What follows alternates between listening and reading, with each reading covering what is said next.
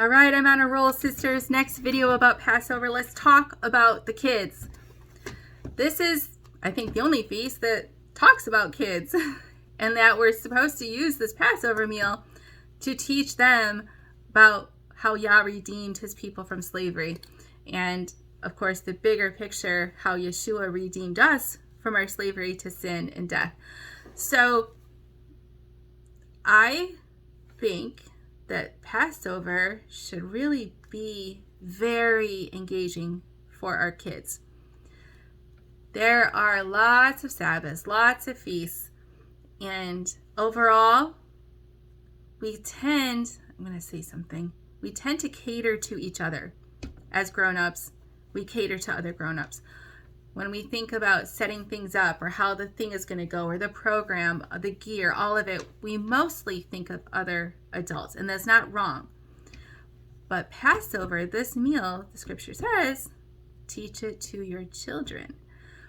So I have kids and I want them to look forward to Passover. And I said in the last video, one way they look forward to Passover is that we stay up all night.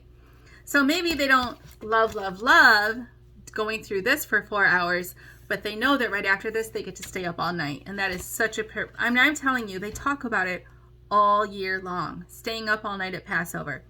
But at the same time, they're taking in and they're remembering the stories every year that we do this. To them, they think they're just caring about staying up all night. But it becomes part of the whole package where they will always remember. And then when they grow up, they're going to do this and teach their children. So I think it's very important that we make Passover something that not only teaches them well, and we'll talk about that, but that they like and that they enjoy and that they can engage in. Engaging means that you're not just sitting back watching a ceremony, right? I don't feel like that's what this is. This is participation. This is let's engage, let's get into it, let's be a part of this. And that's how I feel is the best way to teach. I mean, we all feel like that. So when you plan your Passover, if you can, get some kids there. Or invite, the Passover, the Bible talks about, and if you don't have enough people to eat one whole lamb, join in with another family. There's plenty of people without kids and plenty of people with kids. Get together. Get together. Chances are the moms with kids would love to have some people over maybe who don't have kids also, so that there can be help. However that works out. But I think it's a good effort to be with families. And don't forget your single parent friends who have kids. Okay. And by kids in all of this, I don't mean just like school age and little kids. Don't forget our teenagers. I feel like they're, especially in our Torah communities, they're sort of like this group of, we don't know what to do with them. No offense, girls. But, it's easy to know what to do with little kids, and it's easy to know what to do with adults because we're adults, but like the teenagers, even me, I'm kind of like, I don't know what to do. But for this, I think it is important. And if you have ideas for this, for school-age kids or teens, about how to engage them and make Passover something that they love, leave comments, especially as my kids are turning into teenagers. I would like to know. And in a sense, they're turning into adults too. They can handle the adult stuff. But if you have ideas, let me know. But I also don't believe in putting people on the spot. So if you have a kid, by kid I mean teens too, who does not want to participate, that's up to the parent. Don't force someone else's kid to read or stand up or do anything. And for your own kids, that's between you and them. But some people just can't handle it. So I'll just leave it at that. Have fun at Passover. I've said this before. There's a part of Passover where it's really reflective and somber, and it's sort of a quiet moment where you're holding that fourth cup and you're remembering, or you're holding that bread as his body. Those are quiet moments, but we know how this story ends. And I do think overall Passover should be a celebration. So make it fun. Some of the Passovers that people and kids remember the most are the ones where people have props, like the plastic frogs all over the place, or maybe a scavenger hunt to go find the frogs, and the part where you'll see in the stuff, there's a part where the kids go and find a piece of hidden matzah. My kids love that. I mean, and then you give them a prize. So, of course, everybody shares the prize. But still, that's the kid that found it. They just love to try. So these kinds of things that make it fun and engaging and memorable for them, go all out for these kids. So have fun at their level. If you have a bunch of kids over and glass plates are not going to cut it, then just use paper.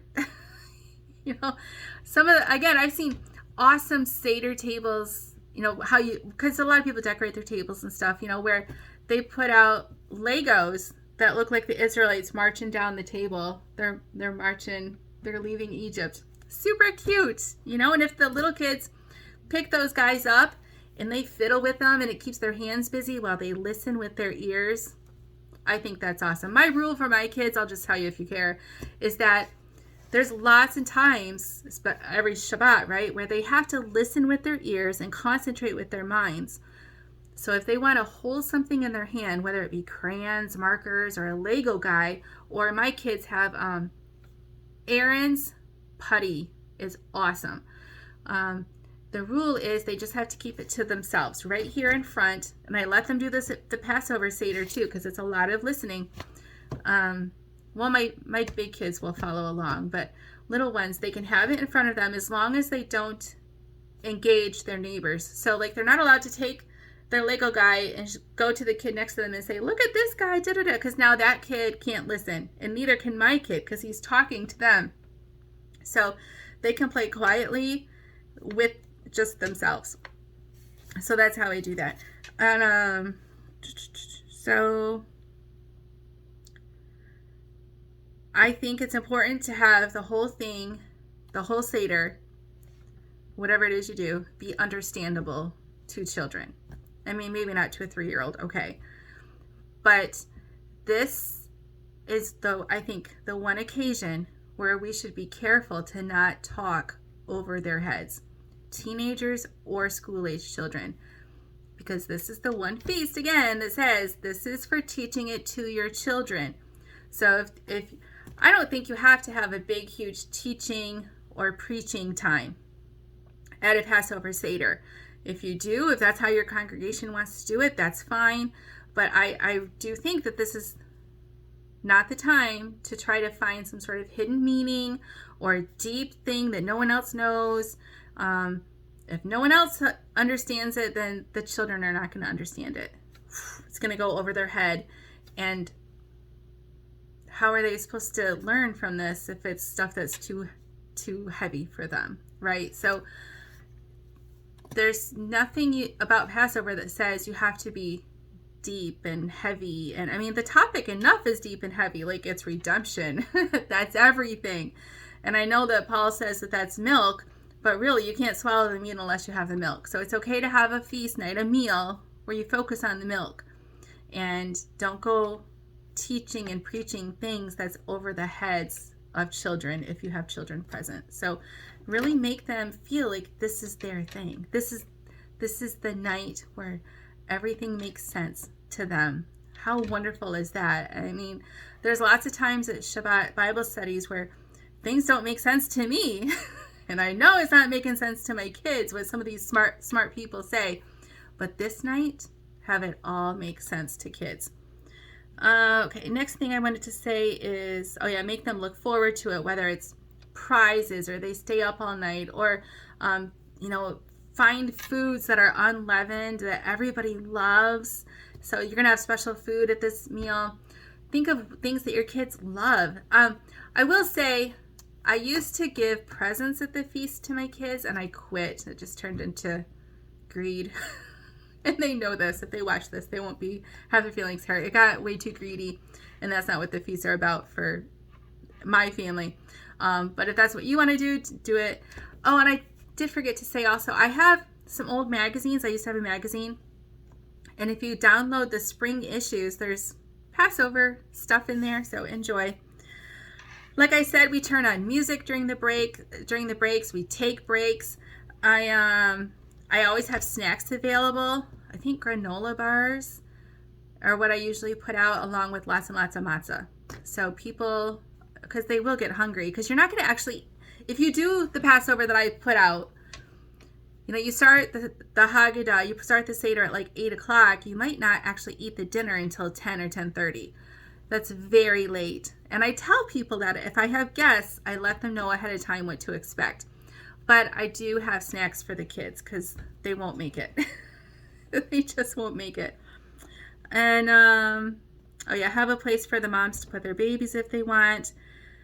When it's time to tell the Exodus story, I think I already said make it fun, get out your flannel graph, make it engaging, watch a video, cartoon video if you want to. That's a great time if you have the space to let the kids get up out of their chairs and sit on the floor crisscross applesauce with, their hands politely in their lap, not roughhousing. But it gets them out of their chairs. So what I do, I keep the food in the kitchen, and then the dining room is actually kind of empty.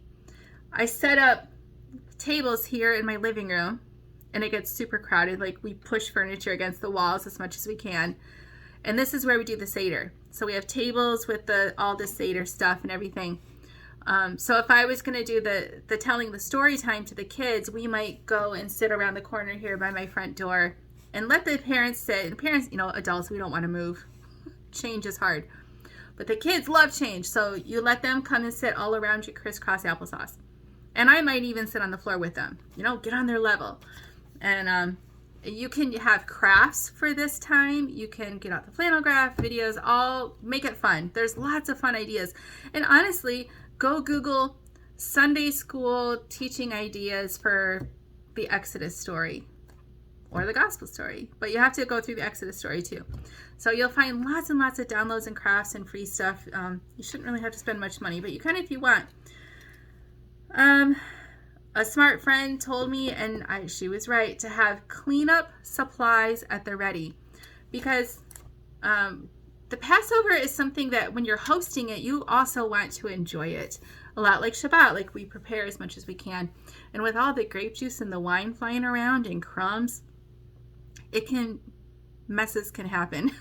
So I had like a little station where I had my dustbuster, and you're gonna think it's sounds so silly, but I did. I had my dustbuster ready and some spot remover cleaner and some rags. And sure enough, and paper towels, they all came in handy to clean up the spills. Because with that many people, you can't just have them stepping on the crumbs. So that's part of the reason we take breaks, is so that we can clean up the mess quick and carry on. That's just how I did it. I already said to invite families. Me and my kids dress up for Passover. This is, I think, one of the most occasions to dress up. But I tell my friends we're dressing up. I say we dress up for the meal if you want to come. I don't even ask them to dress up, and I certainly would never tell anybody what to wear. What I say is we dress up, so that if they want to, they know that that's totally fine and appropriate. I have heard of places where they actually have like a dress code. I'm not a fan. My boys do not even have any dress clothes. So for them, dress up is a shirt that doesn't say something. You guys have boys like that? My daughter and I will, put a skirt or a dress on. But to us, that's dressing up. It's special. That's more than we do on Sabbath sometimes. So some families will have their coats on and their staffs in their hand. And then turn on the air conditioner. But that's fun, right? It's part of the Exodus story. Some families will act out. They'll do a skit and act out the plagues, and people have different voices and parts that they read. And you can find stuff like that online. A great place to go shopping for Passover especially is Party City. If you have a Party City near you, they just have like all these goofy costumes, and you can have one person dress up like Pharaoh and all these things. And also, well, I'll talk more about Party City later, but so that just gives you some ideas. And if you go online and look up, Passover tables, Passover Seder tables, you will find a ton of fun for kids, for families. You'll find a lot of fun ideas. So I just encourage you to tell the kids, this meal is to teach you. This meal is for you. And then do it. And they will love Passover. And then they will look forward to teaching it to their kids. So I'll see you in the next one.